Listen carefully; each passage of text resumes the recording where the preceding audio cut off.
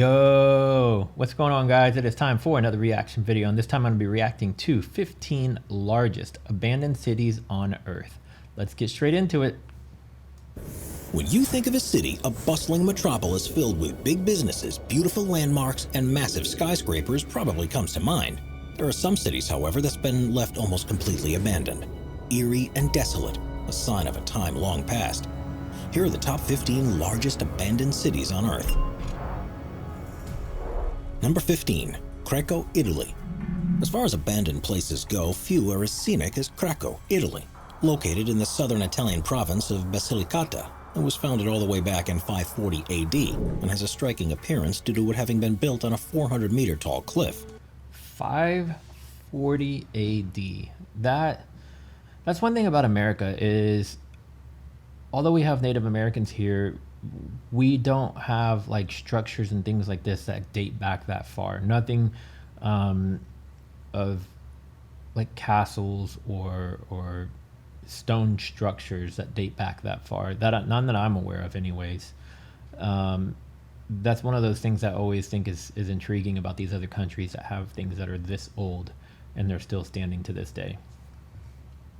Built in such a location so that the town could defend itself from potential invaders, said defense mechanism worked well 1,500 years ago, yet it eventually led to the city's downfall.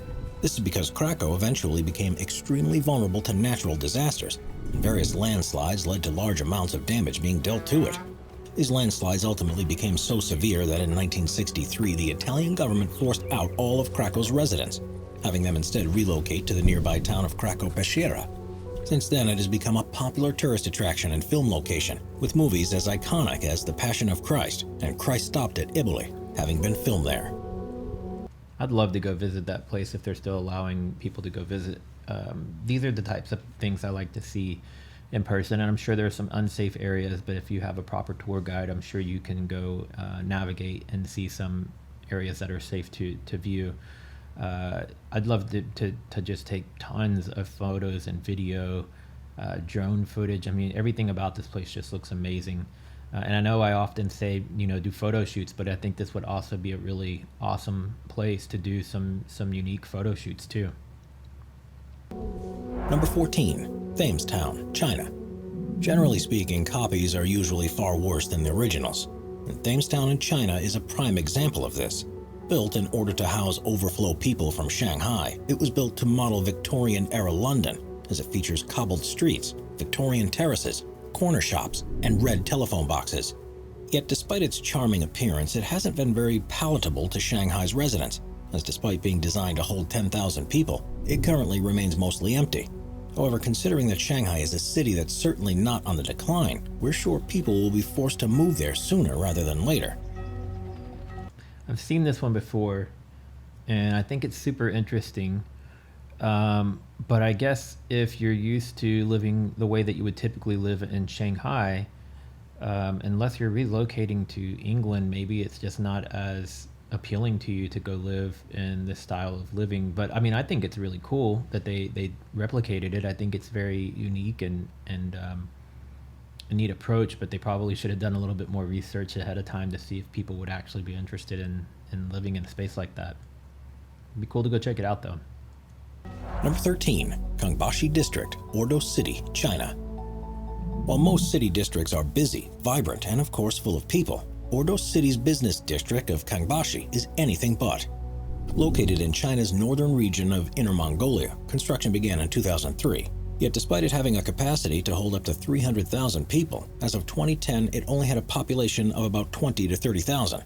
And since then the population has only grown slightly. As a result, despite having massive residential and office skyscrapers and high-tech facilities, it's still a very quiet place to live in. Number 12.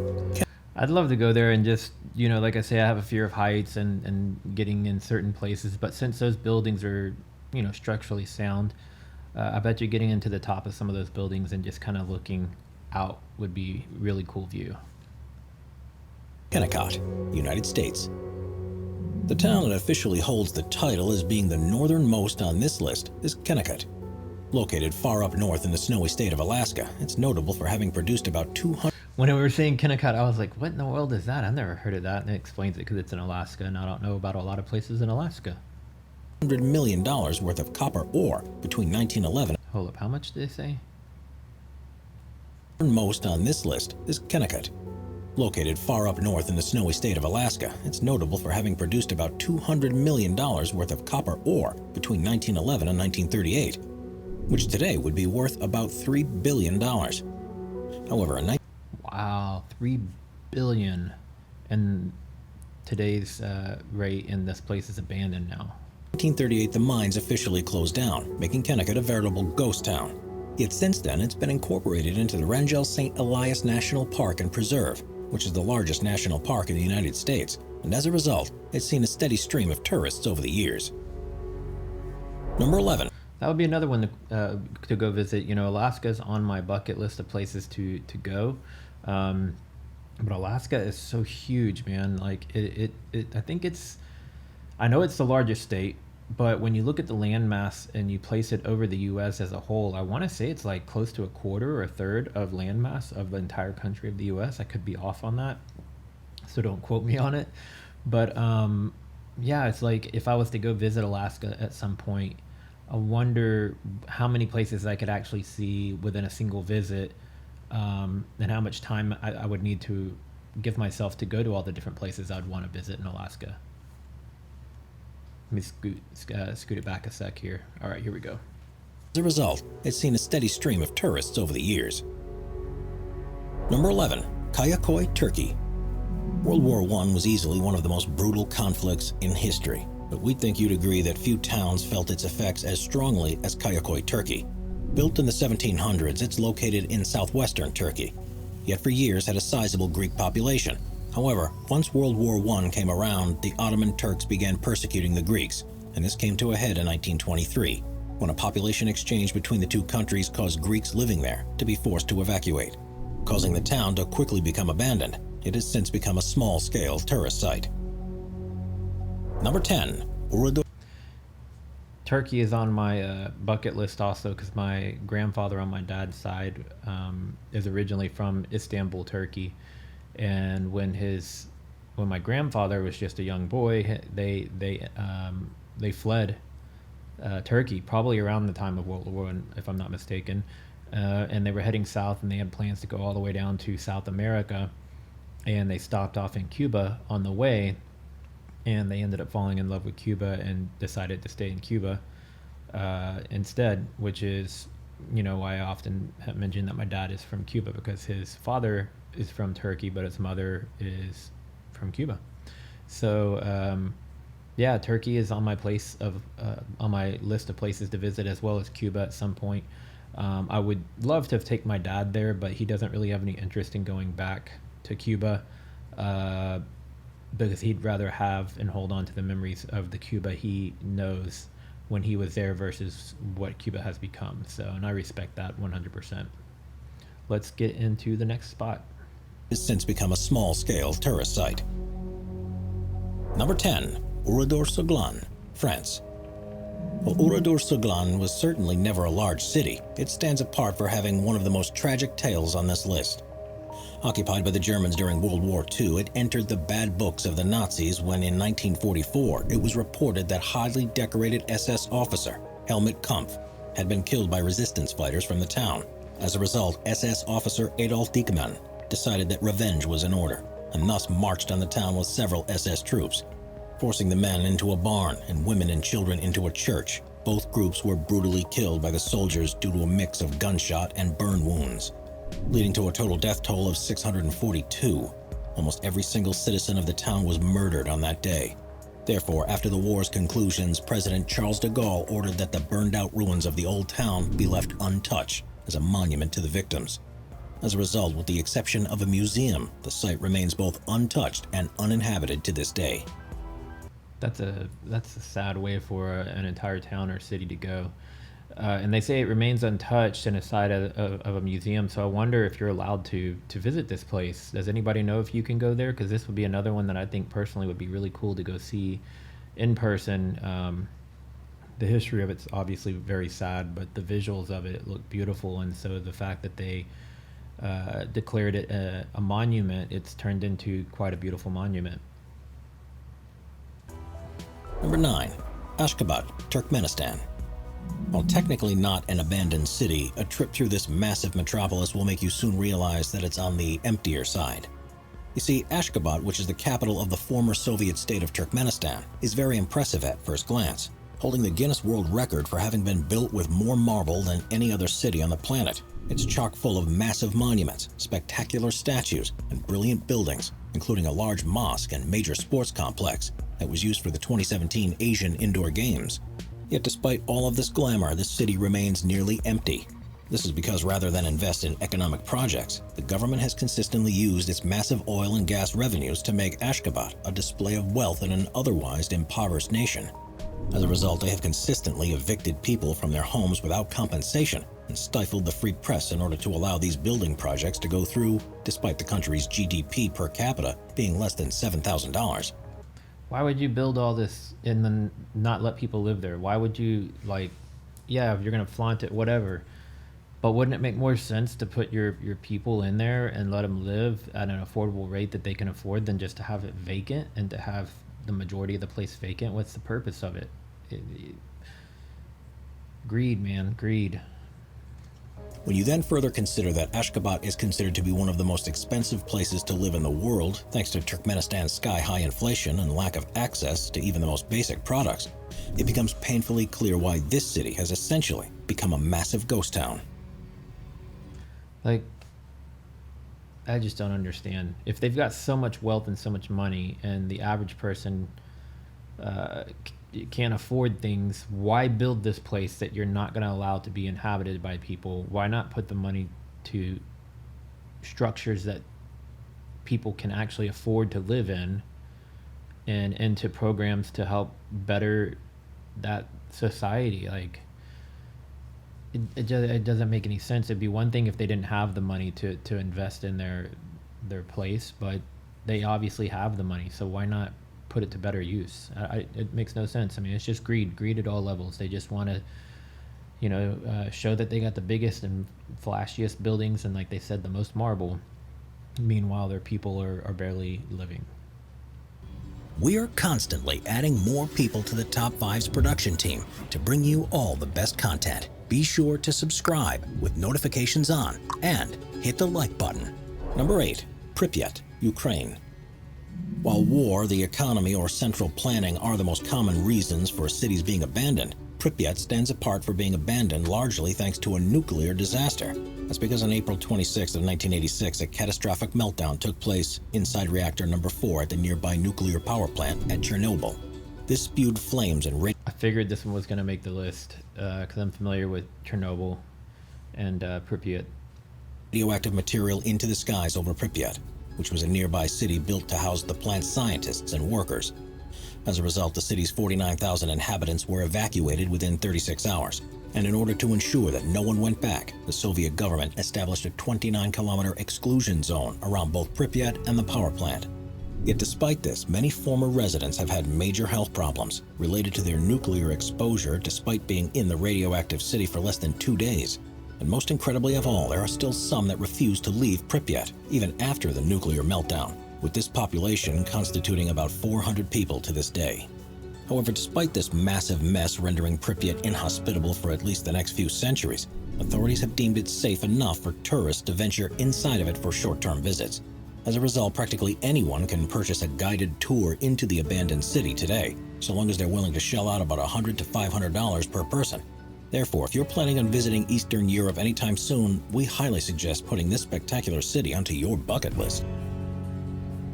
I'd love to go visit, but obviously I'd want to make sure I have the proper clothing and breathing stuff because I wouldn't want to risk my health one bit for it, but I do think it would be a really interesting place to see in person.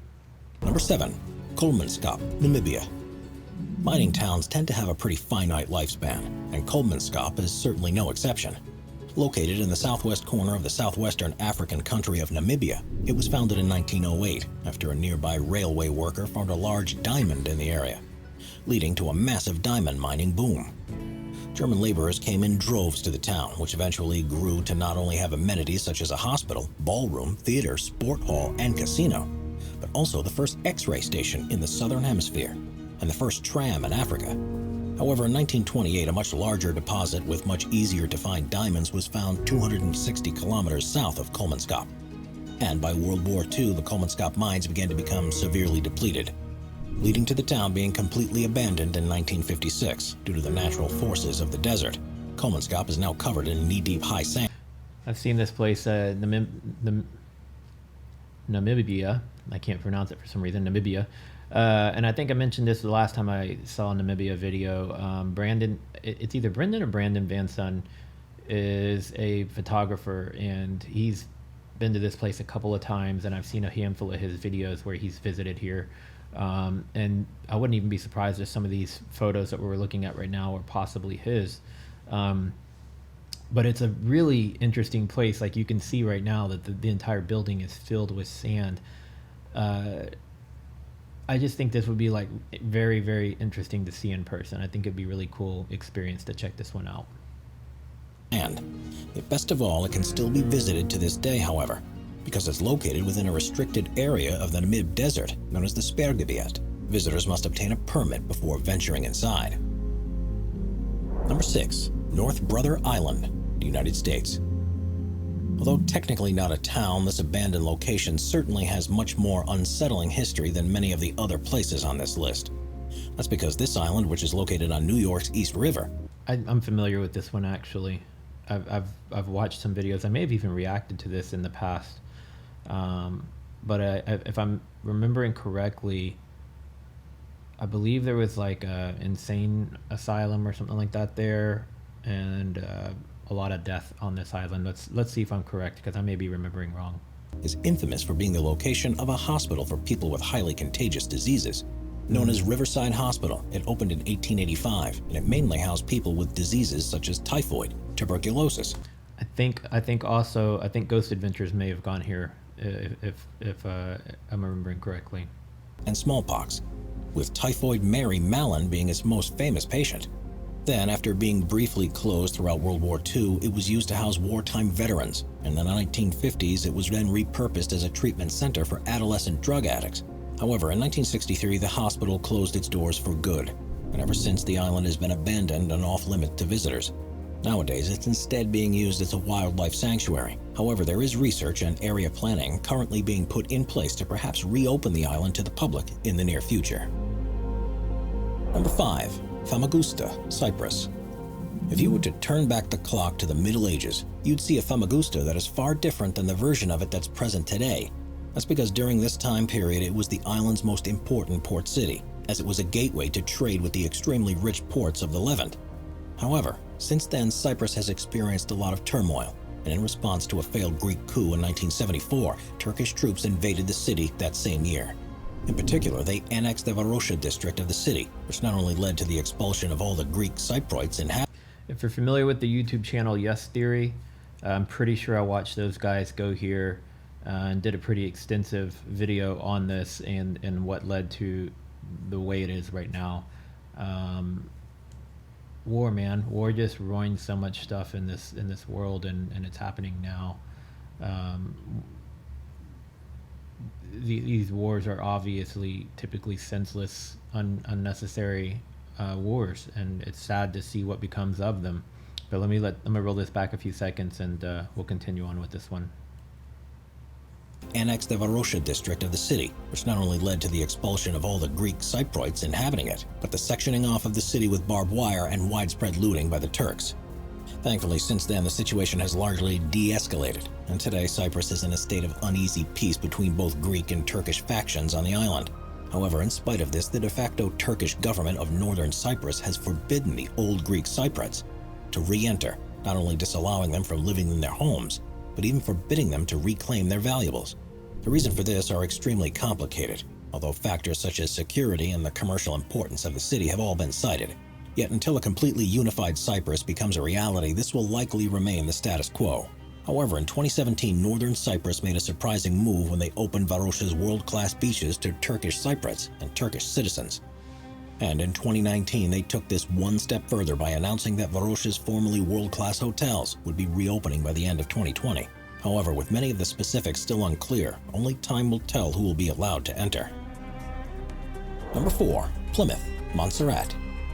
If you've never heard of the island territory of Montserrat before, we wouldn't blame you.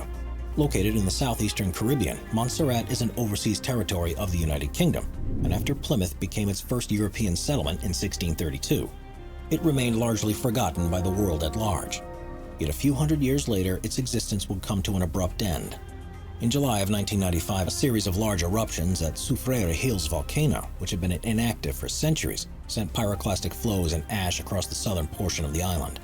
As a result, by December of that year, the entire town was completely evacuated, with residents being allowed to come back in 1997. However, in June of 1997, the volcano began erupting once again, with these eruptions leading to a permanent evacuation of most of Plymouth's citizens soon afterwards. Luckily for the Montserrat Islanders, this evacuation had been well-timed, because between August 4th and August 8th of that year, a further series of large eruptions destroyed approximately 80% of the town, burying it under 1.4 meters of ash. This hot material burned many of the buildings, making habitation nearly impossible for many of the residents, and causing the British Navy to intervene and evacuate those who had remained in the city. As a result, a large portion of the island's residents ended up moving back to the mainland United Kingdom, and in turn the island became economically depressed due to both its population decrease and the destruction of most of its economically profitable businesses. Nowadays, the southern area of the island continues to be deemed as an exclusion zone, as volcanic activity in the area has not yet paused. Yet if you'd like to visit, there are tours that organize excursions to this exclusion zone. However, considering that the volcano is still active, you'd definitely be entering at your own risk. That goes on the list again of the ones that I'd say would be interesting to see, but not worth the risk. Volcanoes are too volatile, you know. I wouldn't want to risk my safety, even though that looks like it would be a cool place to go check out. It just probably would never happen for me. Number 3. Hashima Island, Japan. I've definitely heard of this one, and I'm pretty sure exploring with Josh, I think he's gone here before.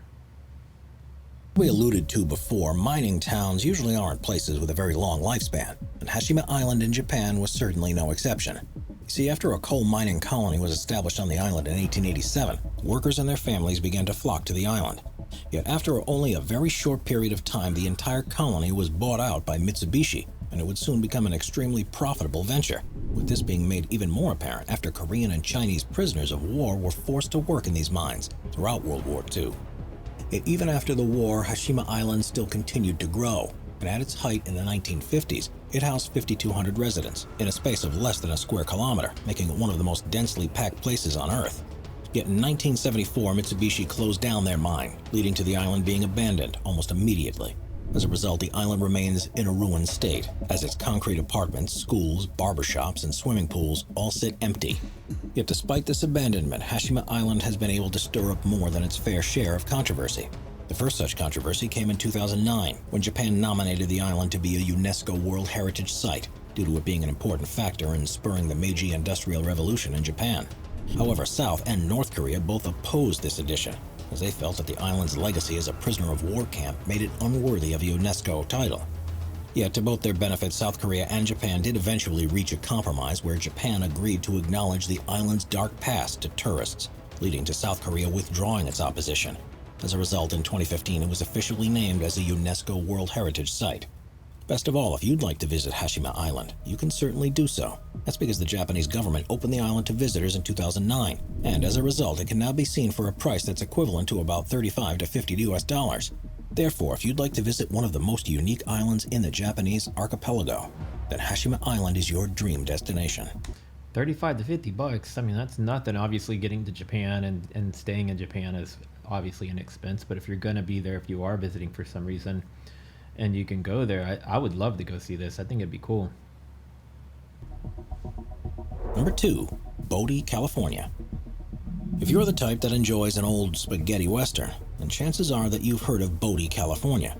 Located in the eastern half of the state on the border with Nevada, the area was first settled after small amounts of gold were found in 1859, and became a full-on town after large deposits of gold were found in 1876. This convinced an influx of prospectors to make the trek over to the town in order to try their luck, and by 1879, Bodie had a population of about 7,000 to 10,000 people, and a total of 2,000 buildings.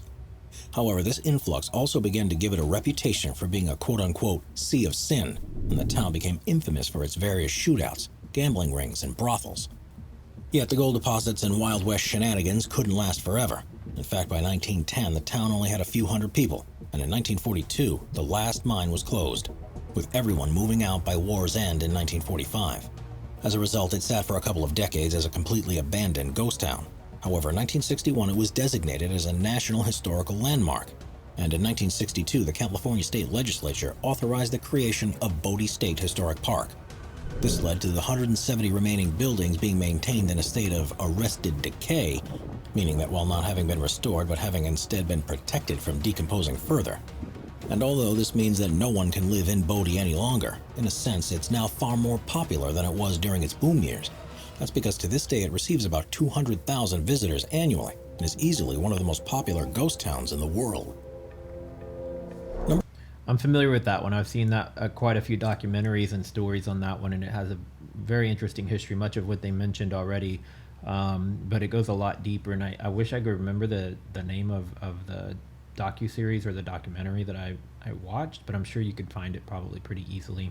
Let's see what the number one spot is. Number 1. Fordlandia, Brazil. While the Ford Motors Company may have made massive strides in I've heard of this one too.